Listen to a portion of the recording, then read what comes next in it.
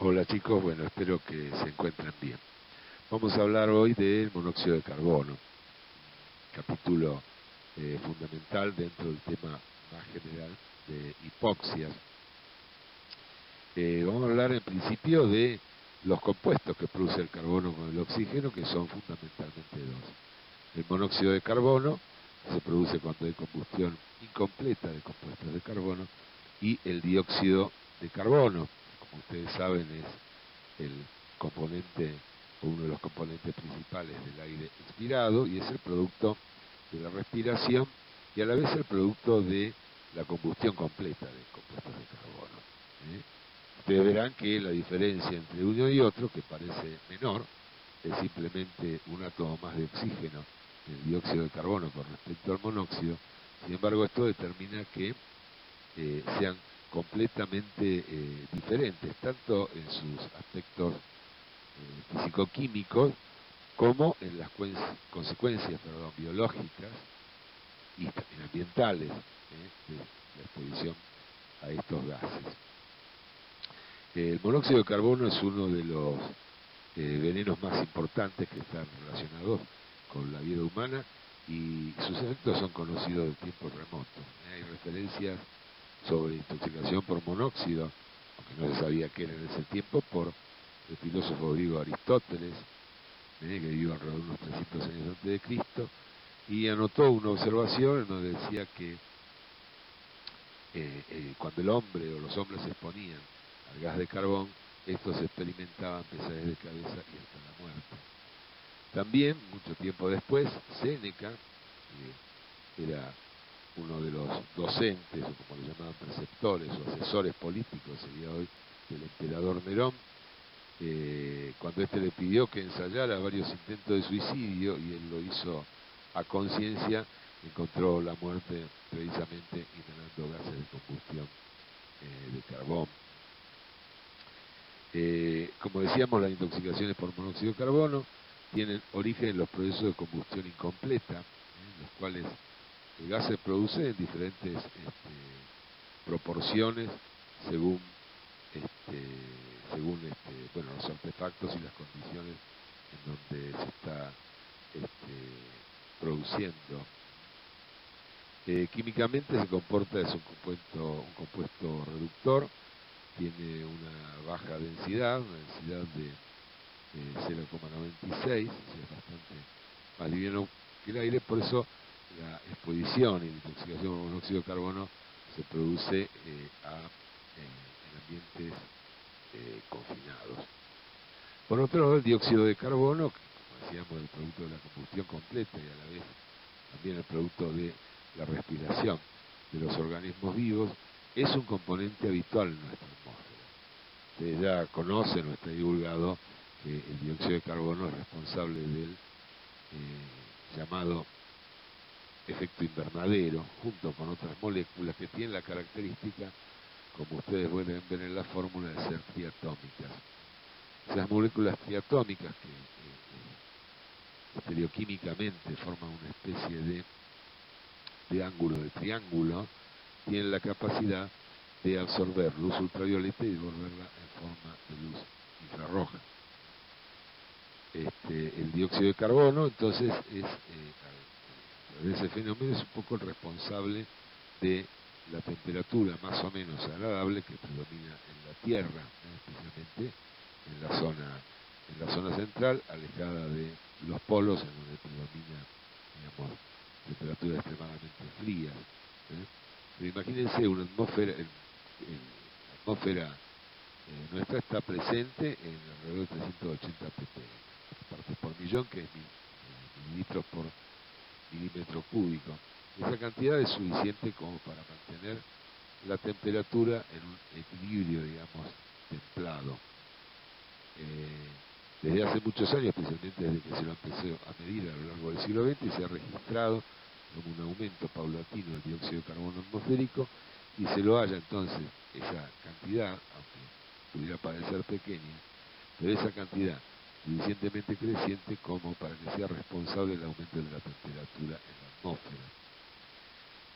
El dióxido de carbono se puede licuar y se lo utiliza de hecho para el transporte de materiales que deben ser conservados a muy baja temperatura, el dióxido de carbono se licúa a menos 78 grados centígrados.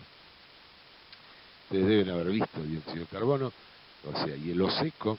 El hielo seco es sublima, es decir, no pasa al estado líquido, del sólido al líquido, sino que directamente pasa al estado gaseoso, y es ese vapor que se ve cuando se libera, digamos, el hielo seco, o se pone en contacto el hielo seco con la atmósfera, o inclusive con agua. Esa liberación, ese gas, ese vapor que se ve, es el dióxido de carbono. Es importante tener en cuenta las diferencias que hay entre los dos gases. El monóxido de carbono, al ser inhalado, forma un compuesto, cual lo vamos a ver más adelante en particular, con la hemoglobina, que forma la carboxihemoglobina, y eso conduce, digamos, a una disminución del aporte de oxígeno a los tejidos del organismo, que puede conducir, digamos, a graves consecuencias físicas, incluida la muerte. Es decir, que el monóxido de carbono produce, digamos, una reacción con un compuesto endógeno como es la hemoglobina, ¿no?, que se traduce eso en una variación de los mecanismos bioquímicos de transportes de oxígeno, que se conducen, digamos, a una serie de signos y síntomas, y a menudo, dependiendo de la concentración de dióxido de carboxihemoglobina presente, puede conducir a la muerte. En cambio, el dióxido de carbono no genera ninguna reacción con ningún elemento del organismo, tampoco con la hemoglobina, sino que en un ambiente saturado por dióxido de carbono, como por ejemplo si se deja hielo seco en contacto con la atmósfera en un ambiente cerrado, produce desplazamiento del oxígeno, lo que produce una hipoxia anóxica, por desplazamiento del oxígeno, porque el dióxido de carbono es completamente inerte. Por eso, el dióxido de carbono, ustedes saben, se utiliza para transportar elementos. Por ejemplo, ahora que está en esta situación en la que estamos, algunas de las vacunas, por ejemplo la Sputnik, la vacuna creada por el Instituto Gamaleya de Rusia, es transportada, digamos, en containers que contienen hielo seco. Las normas de transporte de mercancías o de productos que están en contacto con hielo seco establecen claramente que tiene que haber una separación entre el sitio de transporte y el sitio del conductor. ¿Por qué? Porque el dióxido de carbono puede actuar desplazando, si invade la atmósfera, puede desplazar el oxígeno y provocar una anoxia. A diferencia del monóxido de carbono, el dióxido de carbono tiene una densidad ligeramente superior a la del aire, por lo tanto tiende a descender y estar más cerca de la superficie del suelo. Pero dicho esto, vamos ahora a hablar en particular y rápidamente de las características de la toxicocinética del monóxido de carbono, sus características, las características de su intoxicación o su exposición o la exposición crónica al monóxido de carbono y las pautas de tratamiento. En cuanto a las fuentes de monóxido de carbono en el organismo, en principio una fuente endógena que corresponde al producto del metabolismo de las porfirinas, es decir, de la hemoglobina, de la mioglobina, de la citocromo oxidasa. Eso da un nivel en el individuo sano de alrededor del 1% de carboxihemoglobina. Esas cantidades que son fisiológicas, ese monóxido de carbono de origen endógeno funciona como un neurotransmisor. Es un modulador de la inflamación, la apoptosis y la proliferación celular. En cuanto a las fuentes exógenas, está por supuesto la combustión de gas natural en ambientes cerrados. Cuando no se renueva, digamos, la provisión de oxígeno, se favorece la producción de monóxido de carbono, y eso constituye, digamos, una de las fuentes o de los orígenes de frecuentes intoxicaciones domiciliarias. Hay que tener presente que el gas natural es una mezcla de los 4 primeros componentes de los alcanos, de carbonos del 1 al 4, que son el metano, etano, propano y butano. Que está en mayor proporción es el metano. El gas natural o el gas licuado tienen agregados de unos compuestos que se llaman mercaptanos, que son derivados del azufre, que le otorgan ese olor característico, y porque la mezcla natural del gas natural no tiene olores, inodora. No hay que confundir el gas natural con el antiguo gas de alumbrado, gas domiciliario que se utilizó, digamos, especialmente en el siglo XIX y en ciertos lugares del mundo, digamos, hasta entrado del siglo XX. Ese gas de alumbrado, que justamente se producía, digamos, una llama así muy luminosa y que se utilizaba también para calefaccionar y para cocinar dentro de los ambientes, era producto de la destilación del carbón de hulla, y ese contenía hasta un 12 o 14% de monóxido de carbono. Entonces era una forma de suicidio muy frecuente, la inhalación de gas domiciliario, pero ese gas ya no se utiliza más, está prohibido, digamos, la utilización de ese gas para uso domiciliario. En la combustión industrial, fundamentalmente las emisiones de los altos hornos de tipo Bessemer, que pueden contener hasta un 20% de monóxido de carbono. En el tráfico, la combustión de motores a nafta puede, digamos, llegar hasta niveles de 100 partes por millón, o sea, 100 mililitros por metro cúbico.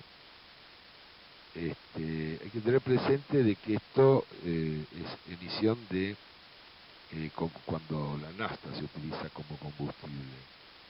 No así el diésel tiene menos de 0,01-0,02% de emisión de monóxido de carbono. Es en ese aspecto más limpio, pero sí el diésel tiene una emisión de partículas y de otros componentes que son especialmente irritativos al inhalarlo, de modo de que también tiene, digamos, su peligrosidad, pero lo cierto es que no provee de monóxido de carbono en la misma proporción que la combustión de nafta.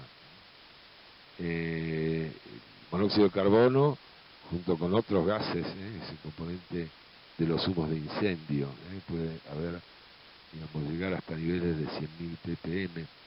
Por otra parte, el humo del tabaco contiene en promedio unas 400 partes por millón, 400 mililitros por metro cúbico.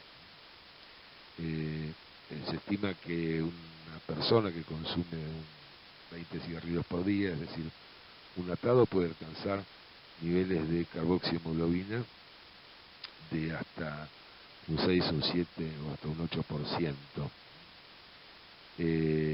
Después la inhalación del diclorometano. El diclorometano es un solvente industrial que se utiliza, digamos, en diversos procesos químicos. La inhalación de diclorometano, en su metabolismo, digamos, se produce liberación de monóxido de carbono. Puede haber una intoxicación de monóxido de carbono sin haber estado expuesto a un ambiente confinado. Bueno, vamos a hablar un poco de la toxicocinética del monóxido de carbono. Cuando es inhalado, el monóxido de carbono se difunde a través de las membranas alveolares y llega al torrente sanguíneo. Se combina con la hemoglobina, también con la citotomoxidasa y con la mioglobina y otras hemoproteínas, afectando el transporte de oxígeno, y eso produce también el deterioro de la función mitocondrial y la producción de ATP. La absorción, por supuesto, es directamente proporcional a la concentración del gas, al tiempo de exposición, a la frecuencia respiratoria. Cuando se realiza, digamos, una actividad más intensa en presencia de ambiente con monóxido de carbono, la absorción, por supuesto, es mayor y en menor proporción depende también de la temperatura y la humedad relativa, en la medida de que a altas temperaturas aumenta también la frecuencia circulatoria. Los efectos del monóxido de carbono están relacionados con como vimos por lo de deja ver con la concentración y el tiempo de exposición. Se estima que la exposición a 100 ppm es tolerable durante varias horas. Eso equivale más o menos a la exposición en un ambiente de, por ejemplo, de alto tráfico automotor. Se estima que entre 400 y 500 el máximo del tiempo de exposición puede ser de 1 hora. Por arriba de esos valores, por arriba de 500 o 600 ppm, aumenta la producción de efectos que son apreciables. Estamos hablando siempre de 1 hora, hasta poder llegar a ser fatal cuando alcanza alrededor de los 4000 ppm. El monóxido de carbono tiene una afinidad por el oxígeno alrededor de 200 veces, exactamente 220 veces es más afín el monóxido de carbono que el oxígeno por la hemoglobina. La constante de afinidad expresa entonces, como ven en la fórmula, que un volumen de monóxido de carbono es equivalente con respecto a la hemoglobina a 220 volúmenes de oxígeno. Es decir, que si disponemos de un volumen de monóxido de carbono y 220 volúmenes de oxígeno frente a la hemoglobina, obtenemos 50% de carboxihemoglobina y 50% de oxihemoglobina. En el área derecha vemos la curva de saturación de la hemoglobina en función de la presión parcial de oxígeno en situación normal, o sea, sin monóxido de carbono y con presencia de monóxido de carbono. Fíjense que se desplaza la curva de disociación hacia la izquierda. Eso se debe a que el monóxido de carbono, digamos, hay que tener presente la estructura de la hemoglobina. La hemoglobina en realidad es un tetrámero. Está formada por 4 proteínas. Esas 4 hemoproteínas. En el grupo hemo pega cada una molécula de oxígeno. Al unirse el monóxido de carbono se cambia la afinidad relativa, por ejemplo, de los 3 fragmentos restantes por el oxígeno, haciendo que sea aún más afín. Por eso la liberación de oxígeno es aún menor en proporción, digamos, porque está presente el monóxido de carbono. Hay un ensayo clásico y antiguo, digamos, yo se los relato, que fue una experiencia, digamos, hecha en perros, a los que se los expuso en un ensayo experimental a atmósfera que contenía monóxido de carbono hasta encontrar un porcentaje de saturación de la hemoglobina del 75%. Ahí aparecían fallas cardíacas y respiratorias y muchas muertes por colapso. Si en cambio en otro lote de perros porcentaje de saturación del 75% se obtenía mediante la sustitución parcial de la sangre, inventando eritrocitos lavados y saturados con monóxido de carbono, no se observaban signos o lesiones imputables al déficit de oxígeno. Se comprobó que los animales intoxicados por monóxido de carbono, el 75% de carboxihemoglobina, disponían solo de un 11% de oxihemoglobina y no del 25% teórico que sí tenían los intoxicados por vía venosa. Esto es lo que la justificación experimental, cruenta, por cierto, que se hizo y que apoya, digamos, lo que sustenta la noción de los cambios de la afinidad de las submoléculas restantes de la hemoglobina por el átomo de oxígeno y entonces su incapacidad o su menor capacidad de liberarlo a cuando está en condiciones normales.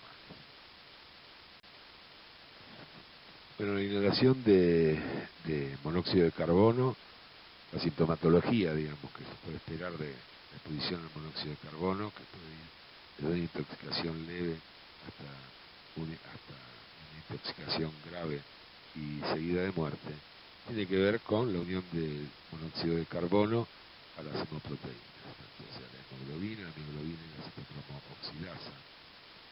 El monóxido de carbono causa una hipoxia tisular.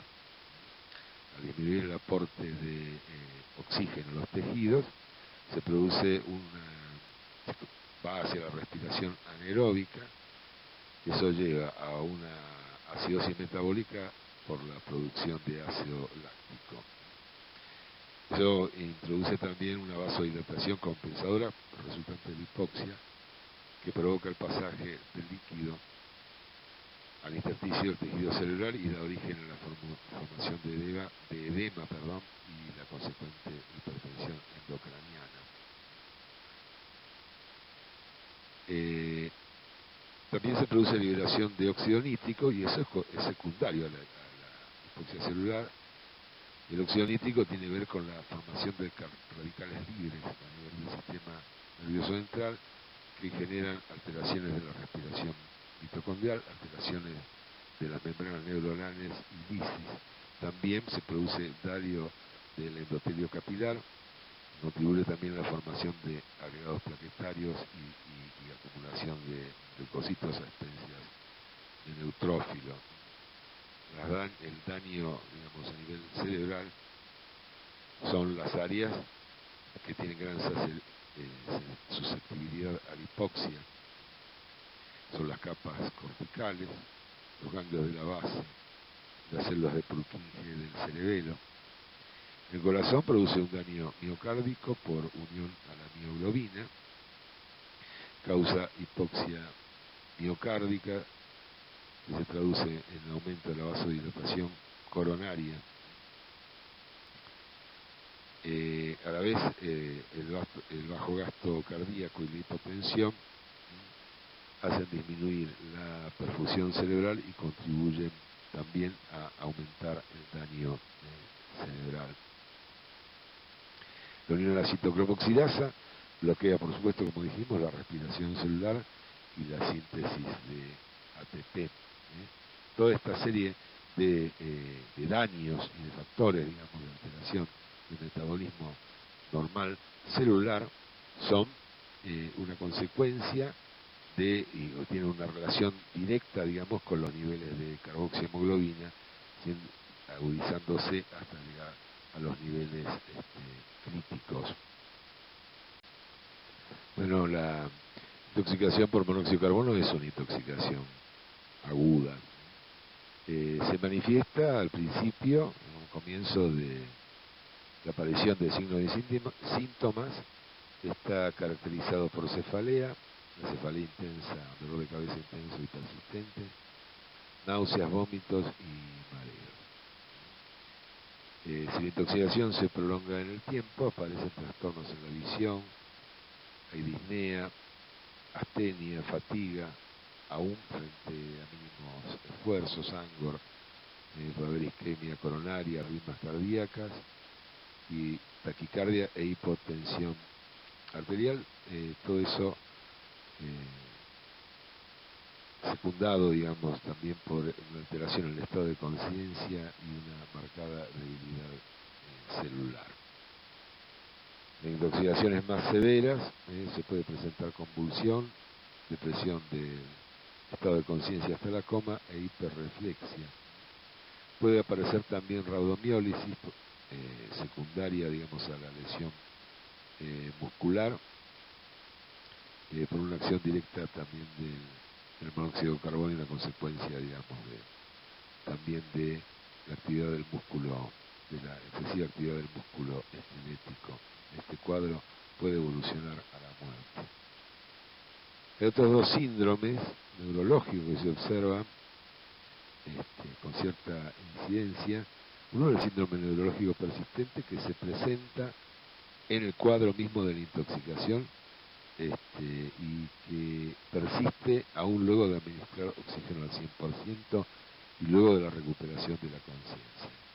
Se produce paresia, también puede haber parálisis de los miembros, excitación psicomotriz, dolor de cabeza persistente y puede haber también manifestaciones cardiológicas. En general, este cuadro revierte con la aplicación de oxígeno hiperbárico. Después de cierto número de pacientes, especialmente pacientes añosos, presenta el síndrome neurológico tardío, que puede tener una inercia en la presentación de los 9 días de la intoxicación y persistir hasta 40 días, se lo ha visto, y se manifiesta por alteraciones en la conducta, hay desorientación en tiempo y espacio, puede haber síndrome extrapiramidal, agnosia, aprasia, disartria, ataxia y alteraciones cognitivas. También puede haber hipoacusia, nistagmus y acúfenos. También puede darse deterioro visual y neuropatía periférica, ¿no? Puede haber convulsiones y un coma vegetativo. Este síndrome es de pronóstico variable. Bueno, al ingreso del paciente se procede, por supuesto, al examen físico general. Se examina tanto la piel, si está presente palidez o rubicundez, si hay presencia de sintomatología gastrointestinal como náuseas y vómitos, a la vez cardiovascular, oftalmológico, neurológico y psiquiátrico. Ese es el examen general del paciente. Desde el punto de vista del laboratorio, el ensayo específico es la determinación de carboxiemoglobina. Actualmente los equipos de gases en sangre tienen una discriminación, permiten una discriminación de fracciones de la hemoglobina, entre la carboxiemoglobina, la metahemoglobina y la hemoglobina fetal. Luego son equipos, digamos, de última generación de gases en sangre. Si no, hay que hacer análisis específico que en general lo realizan los laboratorios especializados en toxicología. Tengan en cuenta que los valores normales de carboxiemoglobina en pacientes no fumadores alcanzan hasta el 3% y hasta alrededor del 7% en fumadores. Por supuesto, se hace una evaluación de los gases en sangre, gases arteriales, que eso da una información global, digamos, del estado ácido-base y, como ya dije, también de los niveles de carboxiemoglobina en el caso que el equipo los tenga. También se mide la CPK total, que es un índice, digamos, la CPK, la creatinina es una marcadora, digamos, del estado de la musculatura esquelética en general. Se discrimina por CKMB, que es la fracción cardíaca, y en el caso de contar el laboratorio también pedir troponina. En el se pide un hemograma, el hemograma puede tener, digamos, un ligero aumento de recuento de glóbulos blancos, o sea, de leucocitosis. Se evalúa el sedimento urinario, a ver si hay presencia de cilinduria o otras alteraciones que puedan ser marcadores, digamos, del daño renal o de una necrosis tubular incipiente. También se mide, digamos, proteínas, por supuesto, proteínas en orina. A la vez se mide urea creatinina, perdón. También puede haber aumento de la glucosa y a la vez, bueno, enzimas específicas que son indicadoras también de daño celular, como la GOT-GPT y la LDH. Exámenes complementarios, en caso de ser necesitado, son un electrocardiograma para evaluar la función cardíaca y una tomografía axial computada, o RMN de cerebro. Bueno, el tratamiento de las intoxicaciones por monóxido de carbono se basa en la administración de oxígeno al 100% o eventualmente, en casos moderados a graves, de cámara hiperbárica. Recuerden siempre que la vida media del monóxido de carbono en personas sanas es alrededor de 3 o 4 horas. En oxígeno normovárico al 100%, reduce la vida media en un promedio de 80 minutos, ¿no? Hasta promedio, digamos, variable entre 30 y 90 minutos, mientras que el oxígeno 100% pero hiperbárico en una presión atmosférica no menor a 2,8 la disminuye en 23 minutos. El tratamiento se basa en la administración de oxígeno para competir con el monóxido de carbono y eliminarlo del organismo. En el cuadro leve se utiliza oxígeno normovárico al 100% en un flujo con máscara, por supuesto, mascarilla no recirculante con reservorio de alto flujo de entre 10 y 12 litros por minuto durante al menos 6 horas. El cuadro moderado y severo se emplea, digamos, la misma terapia, se va siempre, por supuesto, continuando y monitoreando con laboratorio. Se administra también oxígeno al 100%, de 10 a 12 litros por minuto durante 6 horas. Luego se continúa con oxígeno al 35 al 50% y de contar con ello se sugiere o se introduce al paciente en cámara hiperbárica. Los criterios de cámara hiperbárica son siempre la persistencia de trastornos neurológicos, por ejemplo, pérdida transitoria de la conciencia cuando hay convulsiones, trastornos cardiovasculares, dolor anginoso, movilización de enzimas cardíacas, aumento de CPK leve, alteraciones electrocardiográficas, también en pacientes con antecedentes de cardiopatía aguda, presencia de acidosis persistente, cuando la carboxihemoglobina es superior al 20% y en embarazadas, sin importar el valor de carboxihemoglobina. Bueno, dicho esto, espero que estén bien y que les haya resultado de utilidad esta clase. Les mando un saludo a todos, chicos.